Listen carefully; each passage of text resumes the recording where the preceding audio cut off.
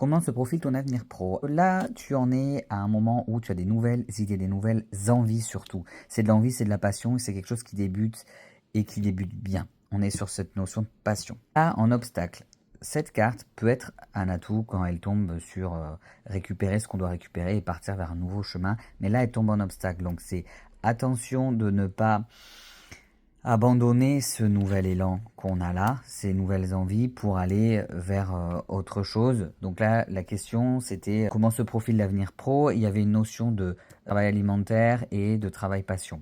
Donc là, on peut le voir dans attention de ne pas abandonner ses passions complètement pour aller vers la sécurité. Et on a tout, donc ce qui peut pousser dans le bon chemin, c'est la capacité à oser faire les choses, la capacité à être audacieux, à y aller. La tâche est grande, ben, lui, il n'a pas peur en fait. Il veut aller vaincre le dragon, ben, il y va. Voilà. C'est un petit peu ça. Il y a des rêves, ils sont en haut de la montagne. Bon, ben, qu'est-ce qu'on va faire pour y aller? Cette carte, elle peut vouloir dire plusieurs choses. Elle peut vouloir dire qu'il y a une espèce de stagnation dans le mental, dans les émotions, dans la situation, des difficultés à surmonter les choses, mais elle peut aussi vouloir dire qu'il y a un voyage mental et physique qui va être fait vers un endroit plus paisible. Il y a un peu ça qui peut se mélanger aussi.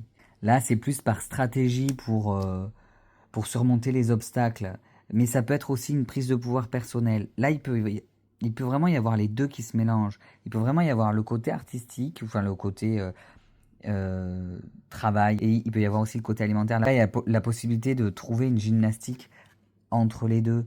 Autant cette carte, ça peut être le conflit, une victoire qui peut être...